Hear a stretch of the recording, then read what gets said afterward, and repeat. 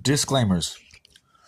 One of Kim Porter's final wishes was for this memoir diary to be made public.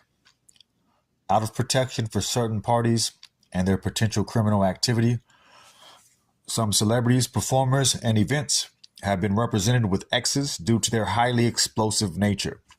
At some point in the future, this information will be revealed to the public. Regarding Kim's sudden death and the mysterious illnesses of Al B. Sure and Jamie Foxx, evidence does exist that points to foul play and or poisoning. God bless Kim Porter and all of Sean Combs' victims, both male and female. Chapter 1. Introduction. Soon after high school, I started landing modeling jobs. I couldn't believe it.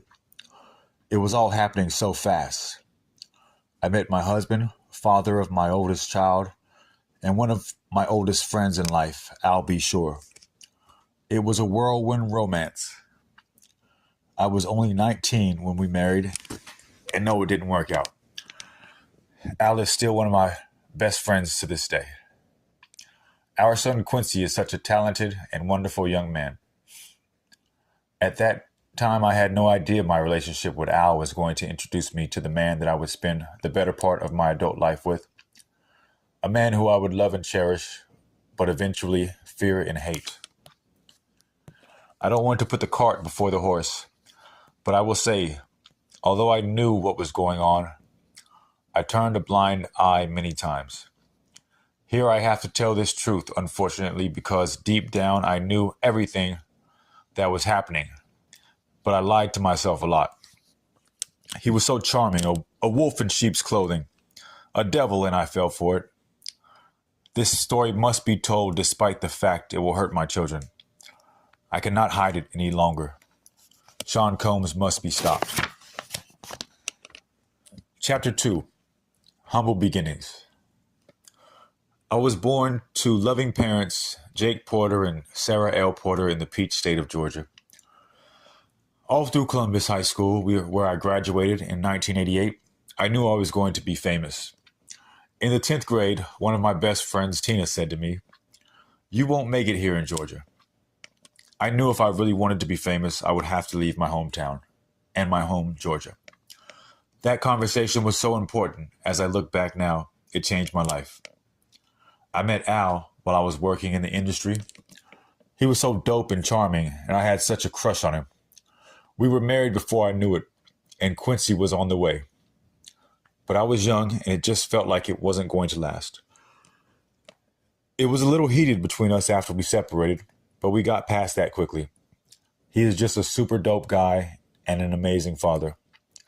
Though we separated, we are forever bonded through Quincy. Thank you, Al. I will always love you. When I met Sean, he was cool. I didn't think much of him at the time. He was just another guy at the label.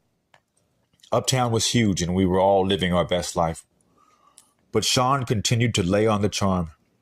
And before I knew it, we were dating. As a young single mom at one of the hottest companies in the world, life couldn't get any better. Then it did. My boyfriend was getting even bigger. He and Clive would hang out a lot, but I didn't think anything of it.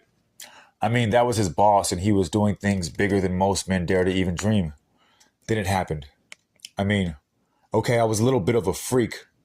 I really enjoyed myself with my partner and toys are one thing, but I never imagined having a man I was dating asking me to use a toy on him. The first time he said he just wanted to experiment, try something new. I was grossed out, but he kept begging. He said it would only be this one time, and he was just curious. I was only 20 at the time. I said, what the hell? I hated it.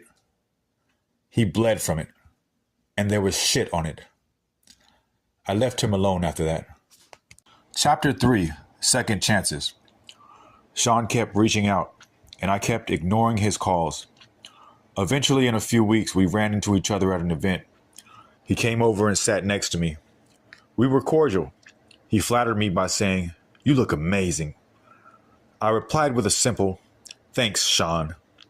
I tried to get up to leave, but he pulled my arm as I turned to him. He looked deep into my eyes and said, "Look, what happened between us was weird, but I really care about you. Can we?" He paused, and I tried to use this as my attempt to escape. I pulled my hand back and said, "Sorry, Sean, I have to go. Please, I think I'm falling in love with you. Can we talk?" My breath was taken away. Did he say he loved me? It was so fast. I wasn't aware of this as his manipulation tactic, not yet. God, I was so young, so naive. He continued, "Let's just have dinner." And I fell for it. 2 days later, we went out for drinks at a lounge in Lower Manhattan. The place was nice. Sean was really coming up and pulling out all the stops to impress me. He pulled a chair out for me to sit. Back then, he was always a gentleman. He smiled and said, "Look," as he sat across from me. I hated it, and I never want to do it again. Give me another chance. Over coffee the next morning, I decided to give him another chance. For the next year and a half, things seemed pretty normal. It was fun. Things were going great, and we were living the dream that I dreamt about throughout my youth. Sean and Clive were working on Bad Boy, and he had his first couple of artists. He picked up Craig Mack, then some rapper from the West Coast called Notorious B.I., to help Chris develop. He was collaborating with the biggest names in hip-hop to make it happen. Things could not be more amazing. Then he asked me to do it again. It was insane. Sean said, "Baby, I can't stop thinking about it." "What the hell are you talking about?" I responded. Sean continued, "I just can't stop thinking about that night. It was amazing. Can you screw me one more time, please?" I became infuriated. "Why don't you go to Clive? He is the one screwing you, isn't he?" Then Sean hit me. This was the first time, but he slapped me hard. Before I could form words, he began to beg. I'm sorry." Holding my cheek where he hit me, I turned and ran off. That should have been it, but I guess I am a glutton for punishment. He sent flowers and a bunch of expensive gifts. Then we bumped into each other at another industry event. He sat down next to me. This was deja vu. Sean started, "Imagine running into you here." "Get the fuck away from me," I forced out. He became more serious as he said, "Look, baby, I'm sorry." But I just glared at him. I glared at him. "There is nothing you can ever say to me. Nothing." After an awkward silence, he finished. "You know I love you. I love your son. He's my son. I don't know how to fix this, but I'll do anything. I'm sorry." Shit. He can be so sweet. Here we go with the love thing. This time it's not falling in.